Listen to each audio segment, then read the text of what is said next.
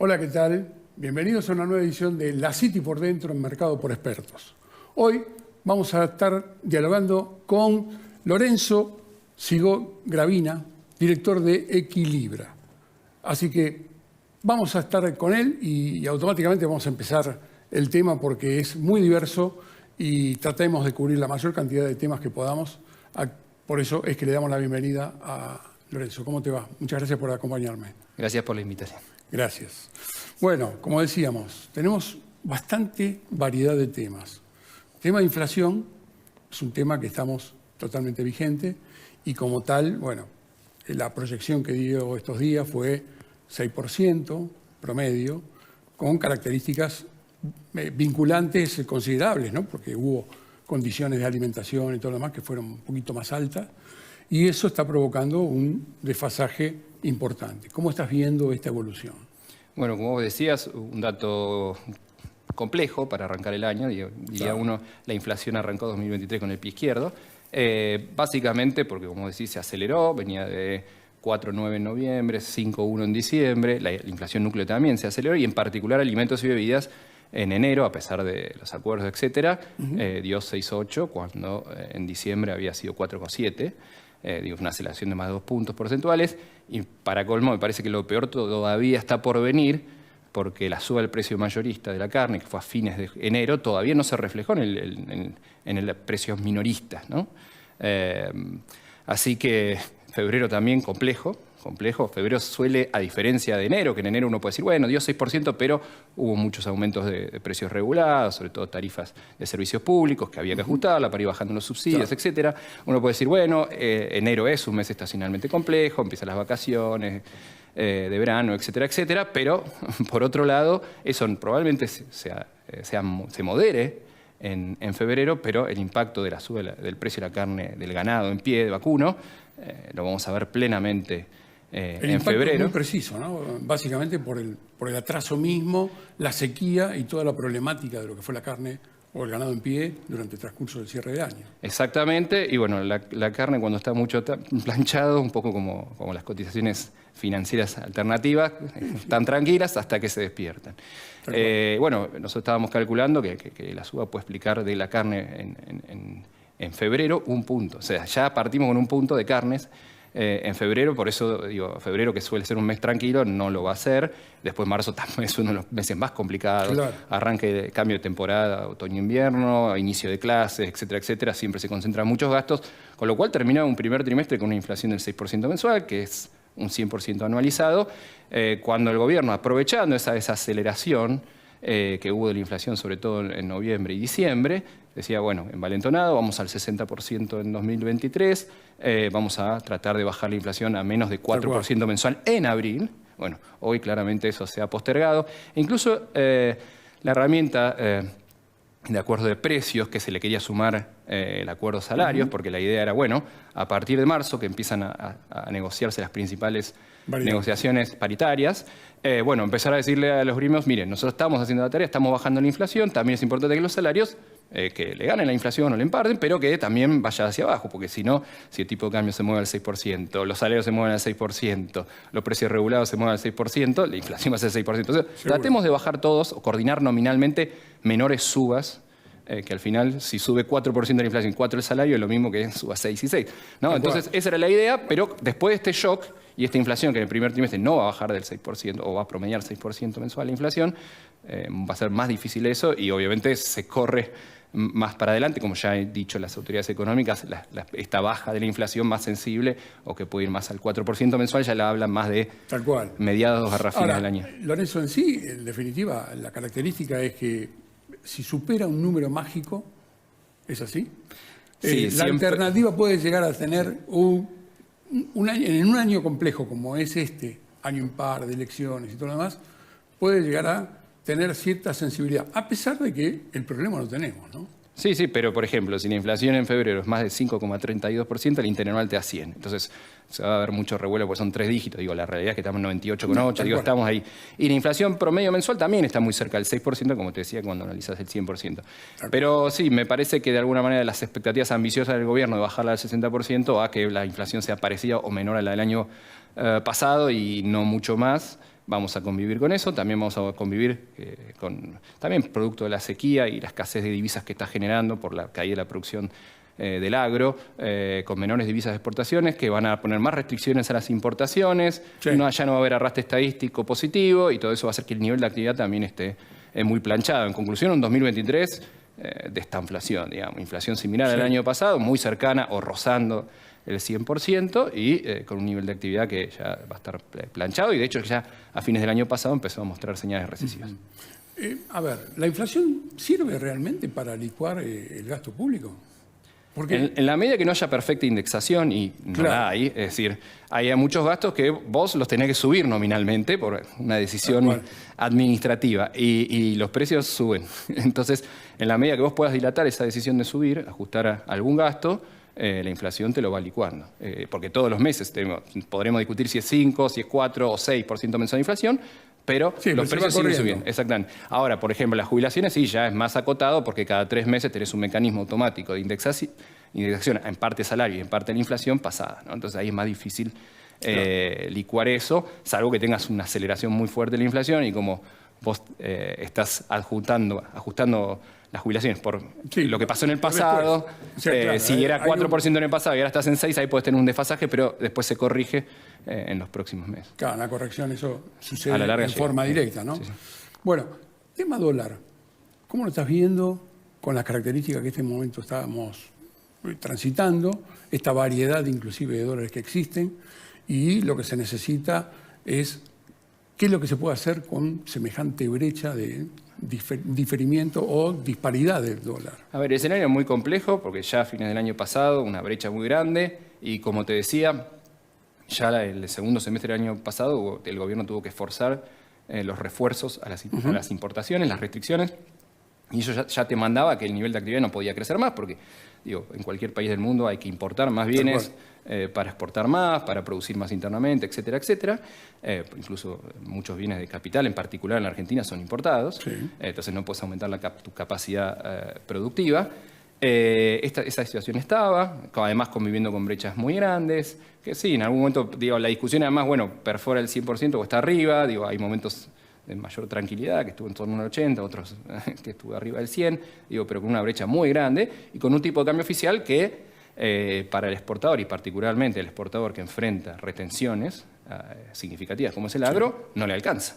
De hecho, ¿cuándo pudo de alguna manera generar más oferta genuina de divisas el gobierno? Bueno, con el dólar soja 1 y el dólar soja 2, que le dio un tipo de cambio más alto al exportador, que le servía más y bueno, y con eso se movilizó un poco. Bueno, pero ahí creó una disyuntiva con respecto a lo que es el resto de la economía, porque está beneficiando un área determinada con características de, obviamente, facilitarle lo que es la producción y que sigan alimentando esta necesidad de ingreso de divisas, pero la realidad es que desacopla toda la economía. Sí, los demás sectores. ¿Por qué la soja sí y el resto no? Exacto. Y además, si ahora sos del complejo sojero, vos decís, yo no liquido hasta que no me den el soja 3, y así el 4, y bueno, etcétera, etcétera.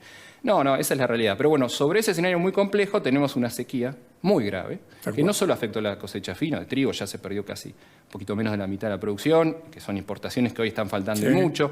El dólar soja 2 que anticipó lo que se podía llegar a liquidar de soja en el primer trimestre. Entonces, hoy estamos en el peor de los casos. No tenemos la soja que tradicionalmente se liquida. Que traccionaba en este periodo. Este periodo, los stocks remanentes, y no tenés el trigo, la cosecha fina, que te genera dólares. Entonces, hoy estás como estás, el Banco Central teniendo que intervenir, perder reservas casi todos los días, hace casi una racha que ya casi alcanza los 20 días hábiles, es decir, un mes. Y sobre esto, la cosecha gruesa, tanto la producción de soja como la producción de maíz, con recortes continuos, pasa un mes, si bien hay algo más de lluvias, pero la ola de calor quema los cultivos, se pospone la siembra, ahora otra vez, se desacomoda todos los periodos que tienen el agro, y eso provoca algunas dificultades para el futuro. Y la bolsa de cereal, estamos hablando de que pierden exportaciones alrededor de 14.000 millones de dólares. Claro. Puede ser incluso 18, puede ser un poquito menos si se alinean todos los planetas, pero estamos hablando de un monto muy significativo. Grande. El triple de las reservas netas que tiene que acumular este año el Banco Central. Y todo eso, ¿de dónde se puede ahorrar? Bueno, un poco si se termina el gasoducto Néstor Kirchner, un poco porque los precios internacionales de energía están más bajos, pero el resto va a tener que ser restringir exportaciones y por eso el nivel de actividad no va a crecer porque es muy difícil que aumenten los volúmenes importados en 2023 y ahí es muy difícil que la economía crezca sin esto. Y de hecho, fíjate que yo te mencionaba que ya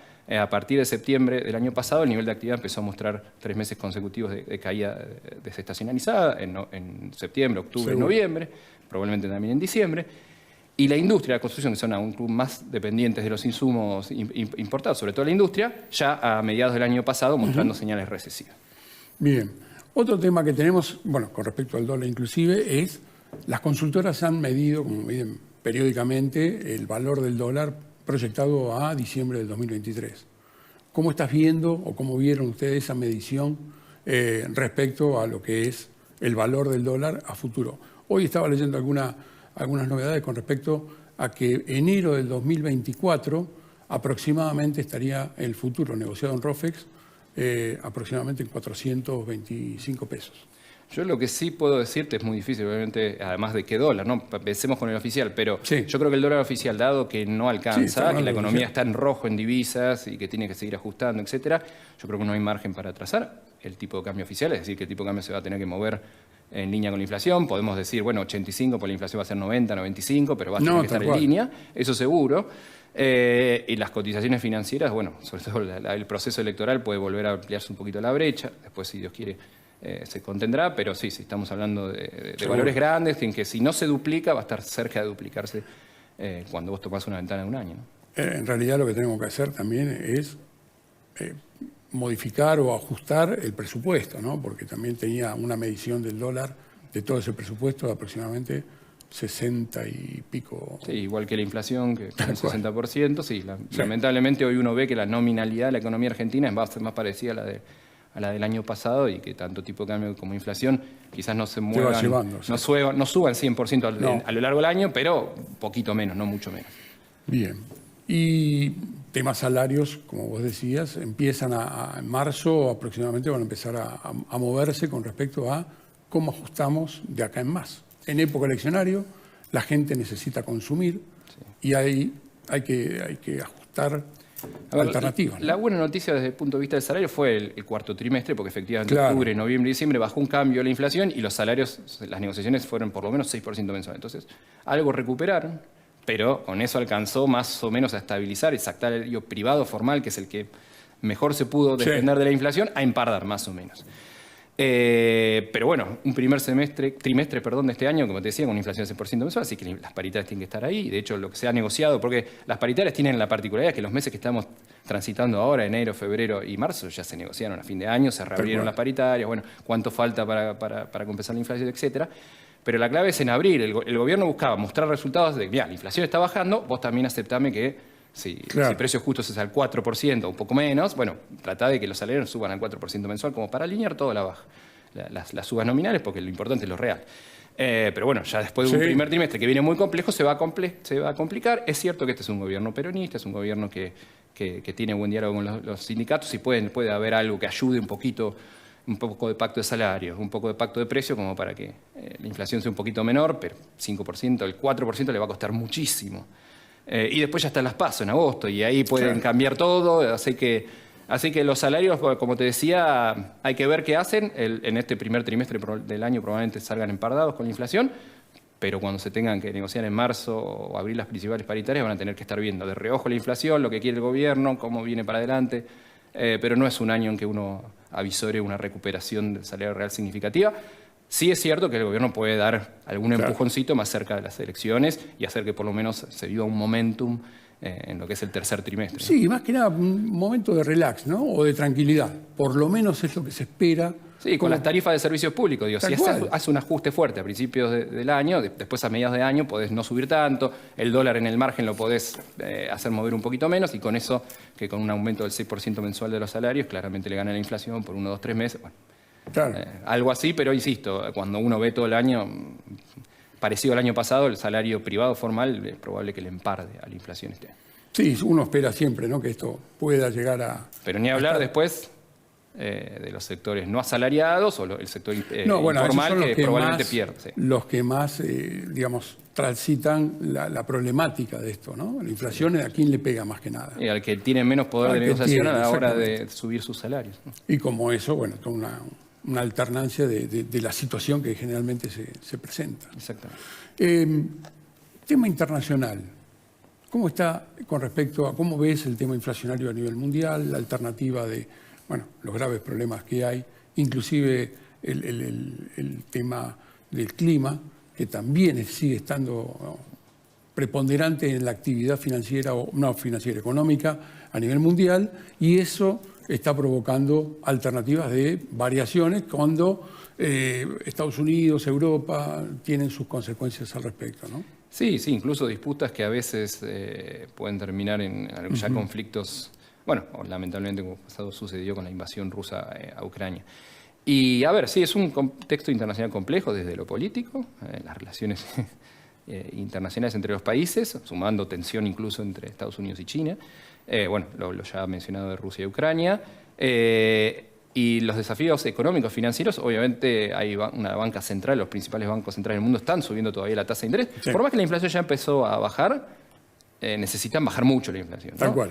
Estuvieron tanto Estados Unidos como la Unión Europea en alrededor del máximo en 4 décadas. Entonces, un 10% para allá activa todas las alarmas.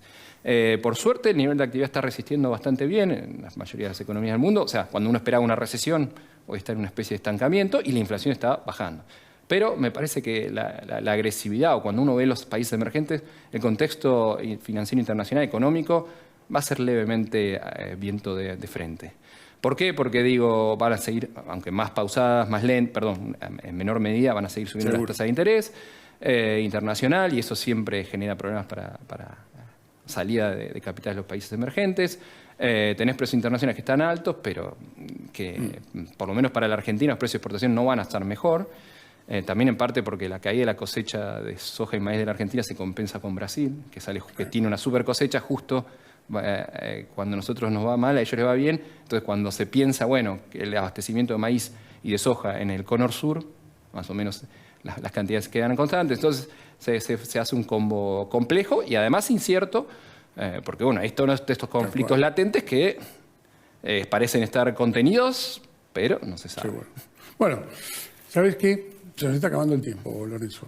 Tenemos que dejar el programa, pero de todas formas seguramente te voy a estar invitando para una próxima reunión de charla general de todo lo que es la economía argentina, y desde ya agradeciéndote siempre tu amabilidad y tu clara exposición que haces para todos los televidentes. Muchas gracias y será un placer volver a participar. Dale, muchísimas gracias.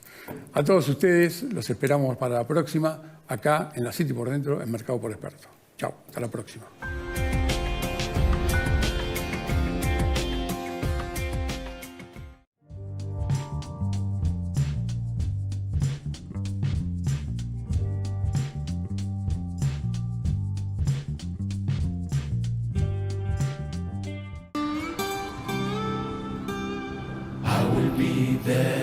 I will be there for you. Care about you. En Sancor Seguros estamos junto a vos en todo momento, acompañándote. Sancor Seguros, estamos.